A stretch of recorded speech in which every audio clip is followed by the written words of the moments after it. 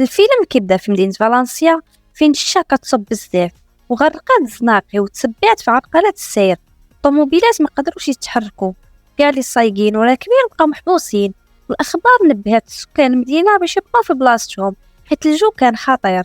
من بين الطوموبيلات اللي وقفات كانت ديال ساندرا المديره ديال البنك فالنسيا.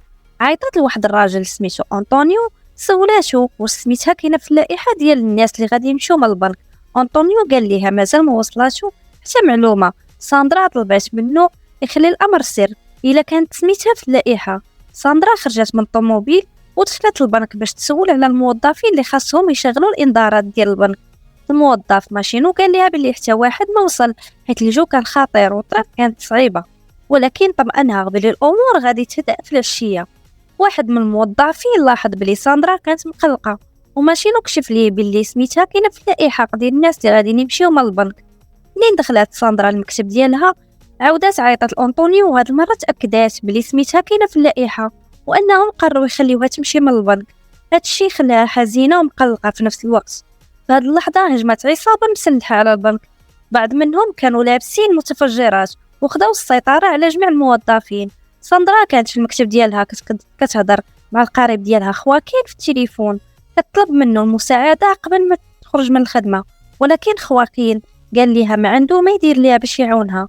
في هذا الوقت واحد من افراد العصابه قال ليغو خل المكتب ديالها مع صاحبو جاك، وربطوا ساندرا باش ما تتحركش وبداو كيهرسوا في الخزائن ديال البنك باش يسرقوا الصناديق الامنه. بداو حتى كيحفروا النفق تحت الارض باش يهربوا المسروقات. زعيم العصابه اوروغواي حاول يسيطر على العمال باش حتى واحد من برا البنك ما يلاحظ السرقه، ولكن فجاه اكتشف بلي واحد من الموظفين ضغط على زر الانذار في المكتب. اوروغواي غضب بزاف وهاجم على الموظف اللي شغل الانذار وهدد بالتفجير ديال البنك. واحده من الرهائن حاولت تقنع الزعيم باش ما يفجرش القنبله وكتقولي بلي عندها ولد ومحتاج ليها. خلاها تتصل بيه وعطى كلشي الموظفين دقيقه ونص باش يتصلوا بالحباب ديالهم، ولكن النيه الحقيقيه ديالو كانت غير باش يخلعهم لما يكون عنده نيه باش يقتل شي واحد. في هذا الوقت الشرطه تواصلت بالاشاره الانذار وفهموا بلي البنك في خطر. المحقق دومينغو عيط للبنك، ولكن واحد من افراد العصابه جاوبه وهدد باش يفجر الرهائن الا دخلت الشرطه قبل ما ياخذوا اللي بغاو. المجرمين طلبوا طوموبيل وطائره باش يهربوا. المحقق دومينغو قال لهم بلي القرار ماشي ديالو بوحدو وخاصو الموافقه من الجهات العليا. من بعد قال الرئيس ديالو بلي عندهم مشكل كبير مع النفق اللي حفروه باش يهربوا حيت المستوى ديال الماء طلع بسبب الشتا. قرروا ينتظروا نص ساعه باش الماء ينقص. في هذا الوقت ساندرا هضرات مع غاليغو وقالت ليه بلي غادي تخرج من البنك. قنعاتو باش يسرق صندوق معين وكتوصف ليه في واحد السر كبير، ولكن رفضت تكشف ليه التفاصيل حتى وعدها بالنصيب من الفلوس. في بلاصه اخرى جونز السياسي كان في غيبوبه في المستشفى. مراته مارينا كانت معاه منين شافت الاخبار على السرقه في التلفازه. حسيت بواحد القلق كبير وعيطت لصاحبهم المحقق خوليو باش تسولوا على الحقيقه ديال الاخبار. خوليو جاوبها بلي ما سمعش الاخبار في مارينا، قالت لي بلي راجلها جونز عنده صندوق امن في البنك، الا شي واحد حل الصندوق ولقى فيه جونز غادي يكون في خطر كبير. وخوليو حاول يهدنها ووعدها باش يتدخل. من بعد عيط لصاحب الضابط فيران وشارك معاه اللي قالت ليه مارينا، وكيقولوا باللي ما عارف شنو كاين في الصندوق ولكن راه شي حاجه مهمه بزاف. في نفس الوقت ساندرا ورات فيديو لغاليكو في الشاشه اللي كيبان فيه جونز كيدخل الصندوق الامانات حامل قرص الصلب باش يخبيه في الصندوق اللي كراه.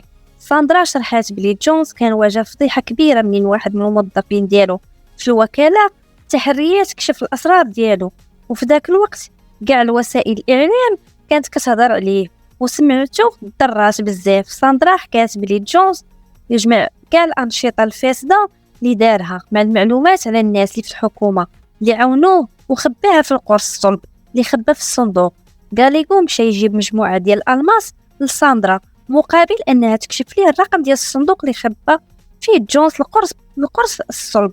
ساندرا خدات الالماس وقالت ليه بلي الرقم ديال الصندوق هو 314. في هذا الوقت اوروغواي تواصل مع المحقق دومينغو وطلب منه يجيب لهم الماكله للبنك، حذروه باش ما يديرش شي مخدر في الماكله حيت غادي يجربوها على الرهائن قبل ما ياكلوها هما.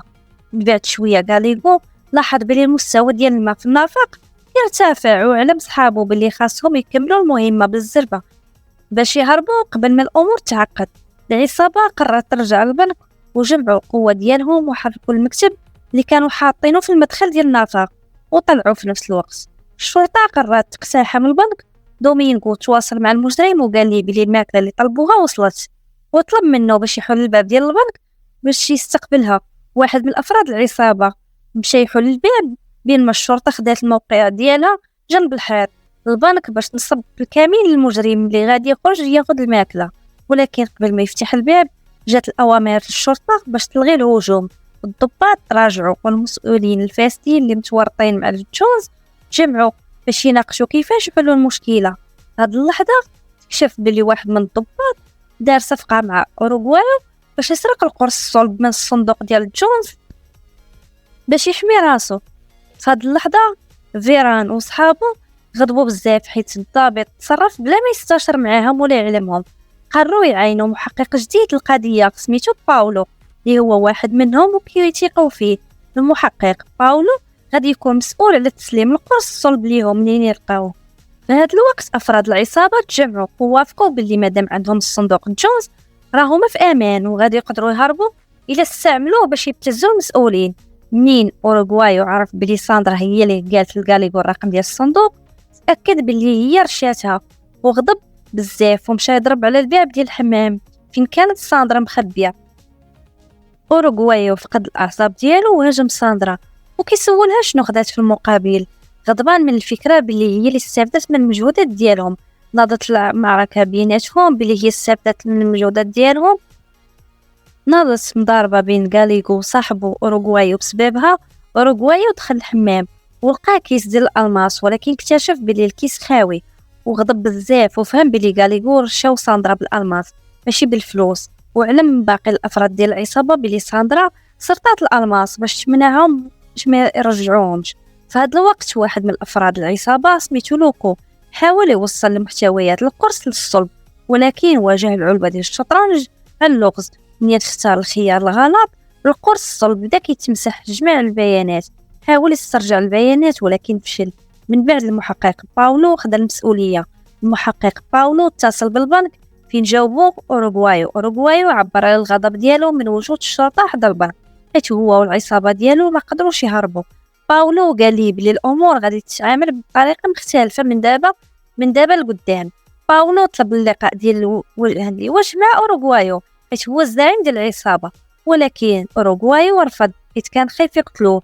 باولو وعدو بلي حتى واحد ما غادي يطلق عليه من النار واوروغوايو وافق باش يتلاقى معاه عند الباب ديال البنك في 5 دقائق. منين خرج باش يتلاقى معاه باولو هضر معاه وقال ليه بلي غادي يعاونو يهرب حيت الخطه ديالو فشلات وبالتالي اوروغوايو خاصو يتبع الاوامر ديالو. منين رجع للبنك اوروغوايو هضر مع افراد العصابه وعلمهم الخطه ديال باولو اللي كتعلق بالهروب من خلال البنايه اللي جنب البنك. ولكن افراد العصابه كانوا شاكين وكيقولوا ليه بلي الشرطه ممكن تكون نصبه ليهم فخ تما. واوروغوايو جاوبهم بلي غادي يطلعوا للطابق الرابع ديال البنايه ويدخلوا للشقه من الشرجم اللي غادي يخليوها مفتوحه ليهم. منين يدخلوا غادي يلقاو البساطن ديال الشرطه باش يبدلوا حوايجهم. في هذه اللحظه لوكو اعترف الاوروغوايو باللي فقد جميع البيانات اللي كانت في القرص الصلب. اوروغوايو غضب بزاف وضربه. من بعد غاليغو دخل باش يحاول يهدئ اوروغوايو ولكن منين عرف شنو وقع حتى هو هاجم لوكو. كلشي فهم بلي الفرصه الوحيده ديالهم باش يهربوا بسلام ضاعت ليهم. العصابه هربات للبنايه اللي باولو علمهم عليها فين كان واحد من الرجال ديال باولو يتسناهم باش يعاونهم.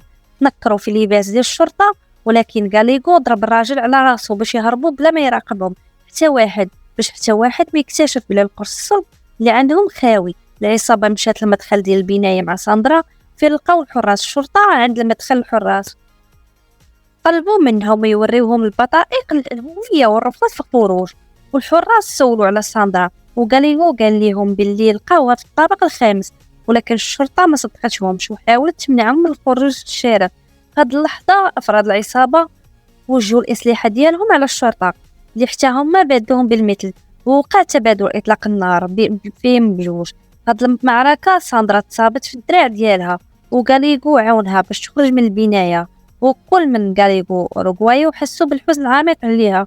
العصابة قررت تخلي ساندرا ووراها ما بغاش ياخدوها معاهم باش يتفاداو المزيد ديال الأذى، وأوروغوايو طلب منها تعطل الشرطة أطول مدة ممكنة وقالوا ليها بسلامة قبل ما يمشيو. أوروغوايو تواصل مع باولو اللي طلب منه يتحمل المسؤولية ديال الأفعال ديالو ويسلم راسو، ولكن أوروغوايو رفض وهدو باللي إلا ما جابوش ليهم طوموبيل في نص ساعة باش ينقلوه هو وصحابو غادي يضطر يقتل الرهينة كل 15 دقيقة.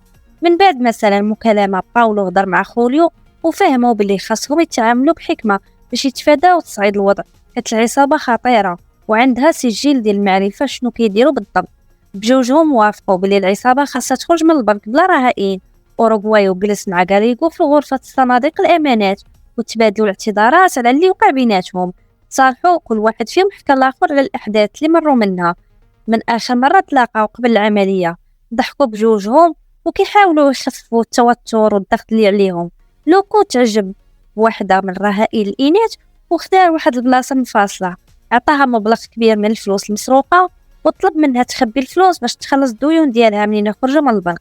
شرح ليها باللي الفلوس اللي سرقها كانت من خزنة سياسي فاسد يسرق من الناس، وهادشي علاش قرر يعطيها جزء من المبلغ. المرأة خدات الفلوس وخايفة وخباتها في حوايجها قبل ما تخرج من ديك البلاصة. منين العصابة فهمت بلي الأمور ما كتمشيش كيما كيخططوا قرروا يلجؤوا لحل واحد آخر. أوروغوايو تواصل مع باولو وطلب منه يهضر مع شي واحد كيخدم في الحكومة. منين باولو سولو علاش أوروغوايو رفض يعطي التفاصيل، كيقول ليه باللي إلا ما استجابوش الطلب ديالو ما غاديش يقتل الرهائن ولا يهرب بيهم، بالعكس غادي يكشف جميع المعلومات اللي كانت في القرص الصلب ديال جونز بما فيها الأنشطة الغير القانونية ديالو. باولو حس بقلق كبير حيت هو شرطي فاسد متورط مع جونز وكل شيء. وخوليو تواصل مع المحقق فيران وطلب منه يتلاقى مع العصابة ويحلوا المشكلة بالطريقة ديالو الخاصة. فيران اضطر يوافق حيت حتى هو متورط مع جونز. تلاقى مع غاريغو وأوروغوايو وعرض عليهم يعاونوه باش ينقصوا من العقوبات ديالهم السجنية مقابل القرص، ولكن العصابة قالت ليه باللي بغاو يخرجوا من البلاد نهائيا. خدعوه باللي شافوا الفيديوهات ديالو هو والرئيس ديالو في القرص الصلب. أوروغوايو طلب منه يجيب طوموبيل باش يديهم من البنك. في هذا الوقت ساندرا دخلت المستشفى والسكرتيرة فيران زارتها باش تسولها على العصابة. ساندرا عاونتها وعطاتها بعض الأسماء ديال أفراد العصابة. كيقولوا بلي ما كانوش كيتيقوا في بعضياتهم وكل واحد كان كيكذب على الآخر، ولكن ما كشفتش على المحتويات ديال القرص. فيران عيط لأوروغوايو وطلب يشوف الفيديوهات اللي في القرص الصلب. منين أوروغوايو رفض، فيران شك بلي كيكذب وواجهه كيقول ليه بلي ما عندوش حتى الفيديوهات.